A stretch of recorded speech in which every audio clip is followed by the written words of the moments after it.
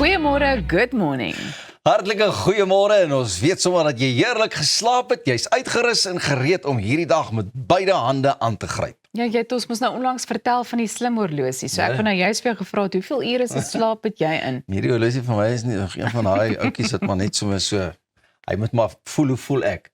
Hy kan my nie raak lees nie. Wel, die belangrikste is, jy is vars, vrolik en vroeg uit die vere en ons is hier vir die res van die program. Pieter, ons sien uit. Goed, maar daar's egter 'n ernstige kwessie waarmee ons gaan begin, want erge oorstromings in die Wes-Kaap laat baie families kwesbaar. En Kaironisa Johnston Kasim van die Mustadafin Foundation gesels later met ons oor die nood en hoe ons elkeen 'n bydrae kan lewer. Die 2026 Telkom Netballiga is aan die gang en Zanay Bodenstein kyk saam met ons terug na die eerste Power Week se groot oomblikke.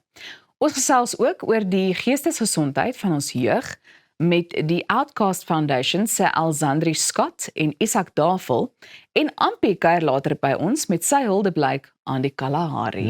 Baie om na uit te sien. Dink jy dis 'n nuwe weergawe van Ver in die ou Kalahari? Ek het self gewonne. Gaan aan? Nee, ek kan Kom nou, speel 'n speletjie. Ja, wie het hom gesing? Meep. Oorspronklik.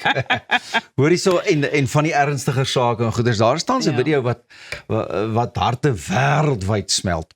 Dit is 'n klein Itermagol babietjie wat doodtevrede op sy ma se rug saamry terwyl sy deur die veld stap. Jy weet wat 'n Itermagol is, nie? Dis daai diertjies wat ou so min sien, maar eintlik beskermd moet wees. Ja, dis 'n bedreigde spesies. Die eerste vraag natuurlik op mense se lippe was of hierdie video KI is, maar volgens die kenners is hierdie toneel nie net eg nie, maar 'n seldsame blik op een van die natuur se mees toegewyde moeders.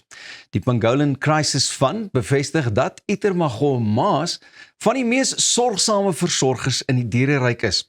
Wanneer 'n kleintjie gebore word, is sy skubbe nog sag en lig, maar binne weke verhard hierdie pantser. Dit is dan wanneer die avontuur begin. Die kleintjie klou stewig aan die basis van sy ma se stert of rug vas, terwyl sy die nagtelike wêreld invaar op soek na kos.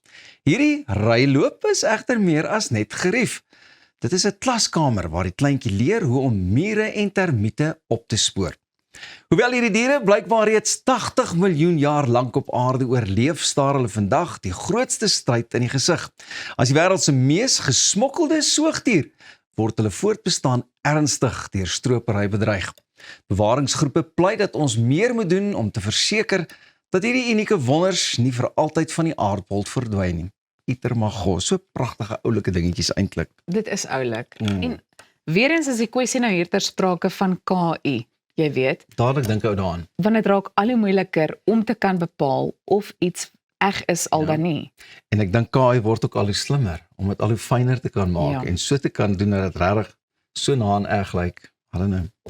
Maar ek sou hoop dat daar in die toekoms oor die algemeen meer gedoen word om die verskillende spesies te beskerm, jy weet. Ek weet walvisse staar ook moontlik een van die dae, word ook moontlik een van die dae deur 'n bedreiging in die gesig gestaar rakende hulle habitat en die oorlog en dinge wat aan die gang is. So wanneer dit by die natuur kom, is ek nogal ek is nogal, dit is my altyd goed om te weet as mense meer doen om bewusmaking ook te skep in die verband. Ja, en ek dink baie mense wat soveel meer wil doen, se hande is ook maar net afgekap bloot vir hoe die nuwe era van die lewe net anders te is as voorheen. Ek dink mense het vroeër jare 'n bietjie meer omgegee vir diere in die omgewing en sommer. Deesdae is dit net, wat kan ek daaruit kry en hoe kan ek daarby baat? Sorry vir die res, wat hartseer is. En dit is my so oulik, soos wat jy nou verduidelik het, verstaan wat dit nou beteken vir hierdie klein diertjie en wat alles geleer word ook in die proses. So, dankie Pieter, jy inspireer ons. Dis 'n mooi storie vir jou vandag. Daar sy. Nou gaan ons kyk hoe jou Frans is. Want jy gooi mos altyd die is al wat ek dink aan Frans. Die ander name na my toe. Shame. 'n Franse professor, ek neem aan dit is Florent Montaclair. Florent Montaclair. Bevind homself in die middel van 'n akademiese skandaal wat soos iets uit 'n fliek klink.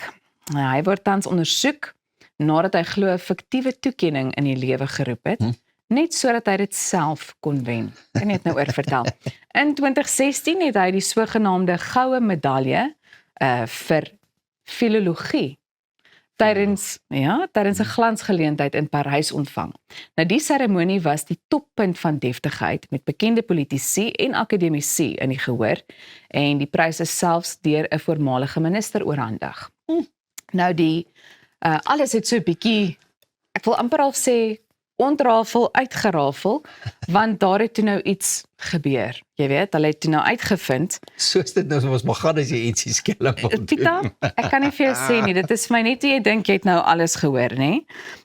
Ondersoekers het ontdek dat die organisasie wat hom as die wenner van hierdie toekenning aangewys het, glad nie bestaan nie. Arsy. So dit was bloot 'n versinsel gewees. Alles was met ander woorde self geskep. Hy het glo ook self die webtuiste geskep en selfs 'n universiteit uitgedink waar hy dan nou kastig 'n doktorsgraad behaal het. So hy het die medalje kort voor die tyd sommer self by 'n juwelier ook gekoop, sommer self gaan uitkies hoe dit moet lyk.